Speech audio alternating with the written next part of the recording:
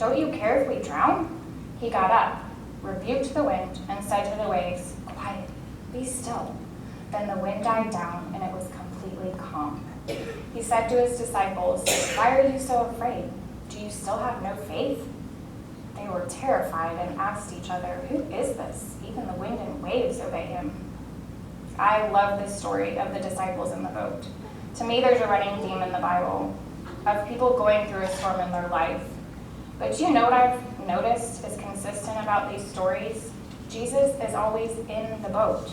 When there's a storm coming, get in the boat with Jesus. That way, he's right there with us through the storm to calm our anxious hearts. We can hear him saying, "Hush, be still, I've got this." And then, when all is calm again and peace has arrived, we can open our eyes and look for the miracle. In Mark 4:35, the miracle is Jesus calming the storm. By 5:30 on delivery day, the OB team was ready to take us to the OR.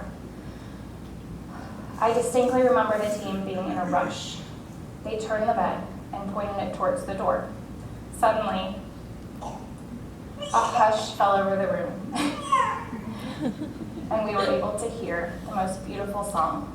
We all paused to join in singing. "How great is our God?" Sing with me. "How great is our God?" And all will see how great is our God. Y'all, literally, the entire room of doctors and nurses was singing this song.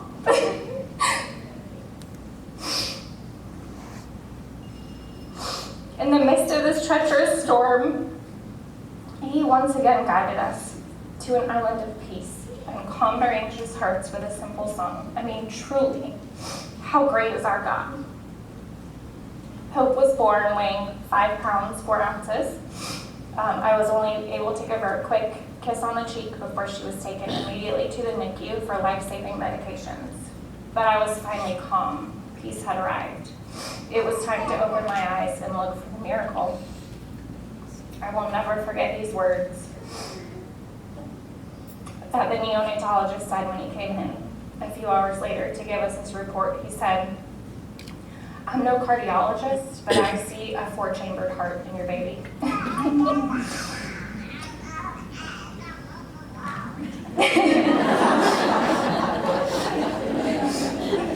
He's in agreement, yeah.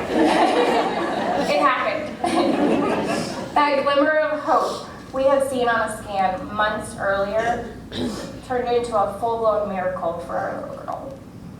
A tiny trickle of blood saved my baby's heart, changing the entire outcome of her life, just as the blood that Jesus shed for us has saved all mankind.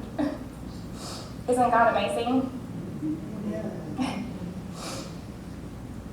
Even though we made it through this terrible storm, our little girl still has many struggles. Hope is 8 years old now. Funky, sassy, bossy.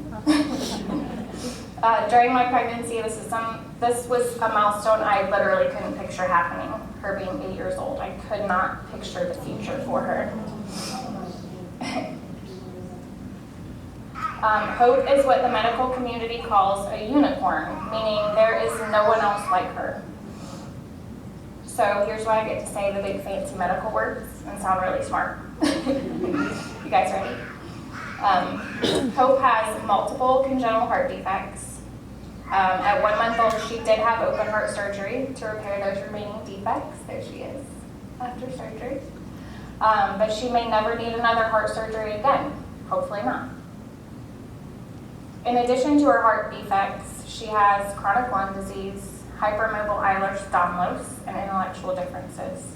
She has a feeding tube because she has dysphagia that causes aspiration. Her physical growth is suppressed, which has required her to take daily growth hormone shots for the past 5 years in order to stimulate growth.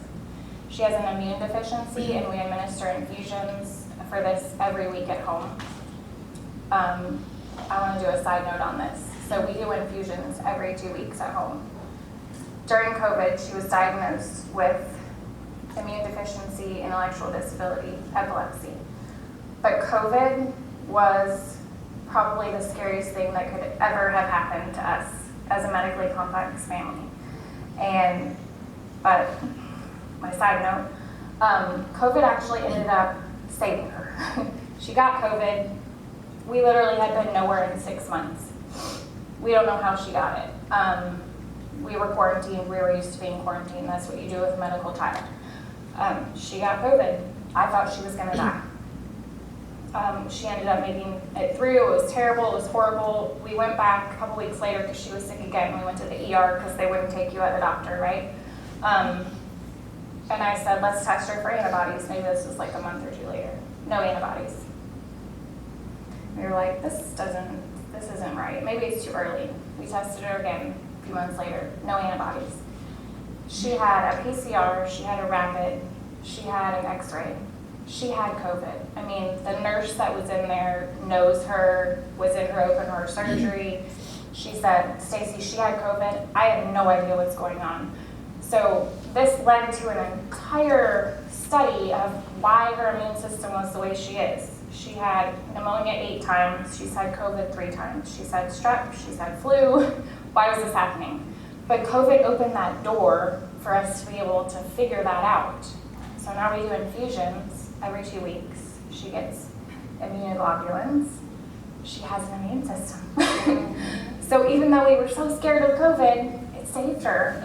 For the first time in her life, she's like a real kid, and she can do things that real kids do. She loves Disney, so that's important. You gotta be able to go to Disney. Anyway, that was my side note.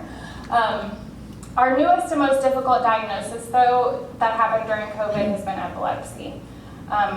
It's just terrible. It's a terrible disease. Hope goes to every therapist you can think of: physical therapy, occupational, speech, aquatic, equine, behavioral therapy. She has had an open heart surgery, a feeding tube surgery, adenoid surgery, several dental surgeries, hernia surgery, CAT scans, MRIs, echocardiograms, EKGs, EEGs, swallow studies, sonograms, x-rays, countless hospital stays, ER visits, and rescue calls. We have had her seen by doctors from all over the world, including over 35 specialists.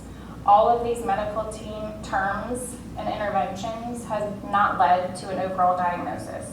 The doctors have not been able to answer why my baby girl has so many anomalies. However, I'm super excited to share that she's been accepted into a program at the National Institute for Health called the Undiagnosed Diseases Program. They're going to study her and see if they can find an answer for us. Please pray for us as we travel to Bethesda, Maryland in September for this study. With each new medical diagnosis, I grieve for my child. It's not easy to maintain peace in my heart when the waves keep crashing over me. I have to keep Jesus in the boat with me, throwing the struggles overboard.